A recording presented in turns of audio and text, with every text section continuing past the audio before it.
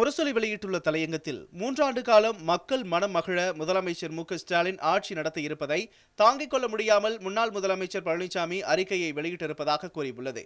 தன்னிடம் கிடைத்த அதிகாரத்தை 4 ஆண்டு காலம் எந்த நன்மையும் செய்யாமல் வைத்திருந்த பழனிசாமிக்கு இன்றைய முதலமைச்சரை அனைத்து தரப்பு மக்களும் வாழ்த்துவதைக் கண்டு பொறுத்துக் கொள்ள முடியவில்லை. எந்த வாக்குறுதியையும் நிறைவேற்றவில்லை என்று பொத்தாம் பொதுவாக சொல்லியிருக்கிறார் பழனிசாமி. எந்தெந்த வாக்குறுதிகளை நிறைவேற்றி இருக்கிறேன் என்பதை முதலமைச்சரே பட்டியல் போட்டு சொல்லியிருக்கிறார். அது எதையும் பழனிசாமி படிக்கவில்லை போலும். 4ஆம் ஆண்டு தொடக்க விழாவை முன்னிட்டு முதலமைச்சர் வெளியிட்ட காணொலியில், எனது ஆட்சியின் சாதனைகளை நான் சொல்வதை விட பலனடைந்த மக்கள் சொல்வதை கேளுங்கள் என்று சொல்லி பொதுமக்களின் வாக்குமூலங்களை தான் முதலமைச்சர் வெளியிட்டிருந்தார்கள். பலனடைந்த மக்கள் சொல்வதையாவது கேட்க பழனிசாமியின் நெஞ்சில் ஈரம் இருக்க வேண்டும். ஒவ்வொரு வாக்குறுதி மூலமாகவும் பலனடைந்த ஒருவர் ஒட்டுமொத்த பலனை நெஞ்சார வாழ்த்தி சொன்னார்கள். இது கூட பழனிசாமியின் புத்தியில் போய் சேரவில்லை என்று முரசொலி தெரிவித்துள்ளது. 2011 சட்டமன்ற தேர்தலிலும் 2016 சட்டமன்ற தேர்தலிலும் அதிமுக கொடுத்த எந்த வாக்குறுதியையும் 10 ஆண்டுகால அதிமுக ஆட்சி நிறைவேற்றவில்லை என்பதுதான் உண்மை. இத்தகைய பழனிசாமிக்கு திமுக ஆட்சியை பற்றி பேச தகுதி உண்டா? ஏதோ இவர் திறமையான ஆட்சியை கொடுத்ததைப் போல அந்த அறிக்கையில் சொல்லிக் கொள்வதைத்தான் தாங்கிக் கொள்ள முடியவில்லை. அனைத்து துறைகளிலும் தமிழ்நாட்டை தரை மட்டத்துக்கு தாழ்த்தியதுதான் பழனிசாமியின் சாதனையாகும். இந்தியா டுடே பத்திரிகை எடுத்த புள்ளி விவரங்களின்படி இந்தியாவில் உள்ள அனைத்து மாநில முதலமைச்சர்களிலும் இவர்தான் கடைசியாக இருந்தார். 2020ஆம் ஆண்டு டிசம்பர் மாதம் 7ஆம் தேதி இந்தியா டுடே ஏடு வெளியிட்டுள்ள ஆய்வு அறிக்கையின்படி 2 ஆண்டுகளுக்கு முன்னால் தமிழ்நாடு எந்த நிலைமையில் இருந்தது என்பதை அறியலாம்.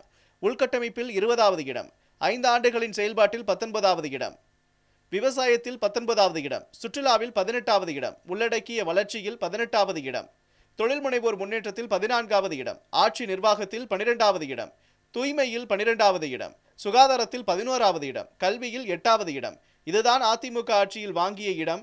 இதையெல்லாம் மக்கள் மறந்திருப்பார்கள் என்று நினைத்து அறிக்கைகள் வெளியிட்டுக் கொண்டிருக்கிறார் பழனிசாமி. பழனிசாமி ஆட்சிதான் செயலற்ற, பயனற்ற, மக்கள் விரோத ஆட்சியாக நடந்தது. அவரது அறிக்கையில் சொல்லும் அனைத்தும் அவரது ஆட்சியில் தான் இருந்தன. விலைவாசி உயர்வு, சட்டம் ஒழுங்கு சீர்கேடு, சாதி மத மோதல்கள், போதைப்பொருள் விற்பனை, மணல் கொள்ளை ஆகியவை அவரது ஆட்சியில் தான் அதிகம் நடந்தன. அதிமுக ஆட்சியில் சட்டத்தின் மாட்சியை உறுதி செய்ததாக தனக்குத்தானே தோளில் தட்டி கொண்டுள்ளார் பழனிசாமி. கடந்த 2019ஆம் ஆண்டு நடந்த 11 துப்பாக்கிச்சூடு சம்பவங்களில் 3 குற்றவாளிகள் உயிரிழந்ததோடு 12 காவல்துறையினர், 2 பொதுமக்கள் மற்றும் ஒரு குற்றவாளி என 15 பேர் காயமடைந்துள்ளனர். 2020ஆம் ஆண்டு நடந்த 5 துப்பாக்கிச்சூடு சம்பவங்களில் ஒரு குற்றவாளி உயிரிழந்ததோடு 2 காவல்துறையினர், ஒரு குற்றவாளி என 3 பேர் காயமடைந்துள்ளனர். 2021ஆம் ஆண்டு நடந்த 6 துப்பாக்கிச்சூடு சம்பவங்களில் 5 குற்றவாளிகள் உயிரிழந்ததோடு 6 காவல்துறையினர், 2 குற்றவாளிகள் என 8 பேர் காயமடைந்துள்ளனர். கடந்த அதிமுக ஆட்சியில் 2018ஆம் ஆண்டு மே மாதம் 22ஆம் தேதி தூத்துக்குடி ஸ்டெர்லைட் எதிர்ப்பு போராட்டத்தில் அமைதி வழியில் ஈடுபட்டவர்கள் மீது துப்பாக்கிச்சூடு நடத்தி 13 பேரை கொலை செய்ததுதான் பழனிசாமியின் சாதனையாகும் என்று முரசொலி கூறியுள்ளது. 2019ஆம் ஆண்டு மதுரை, கோயம்புத்தூர் உள்ளிட்ட மாவட்டங்களில் 11 காவல் நிலையங்களில் 11 நபர்கள் உயிரிழந்துள்ளனர். 2020ஆம் ஆண்டு நாகப்பட்டினம் உள்ளிட்ட 6 மாவட்டங்களில் 6 காவல் நிலையங்கள் 6 நபர்கள் உயிரிழந்துள்ளனர். 2021ஆம் ஆண்டை பொறுத்தவரை கடந்த ஆட்சிக் காலத்தில் 2021ஆம் ஆண்டு பிப்ரவரி மாதம் 6ஆம் தேதி திருச்சி மாவட்டம் ஐம்புநாதபுரம் காவல் நிலையத்தில் ஒரு காவல் மரணம் நிகழ்ந்துள்ளது. பொள்ளாச்சி பாலியல் சம்பவத்தில் காவல் நிலையத்தில் புகார் கொடுக்க வந்தவர்களேயே தாக்கிய அதிமுக பிரமுகரை காப்பாற்றியதுதான் பழனிசாமியின் சாதனையாகும்.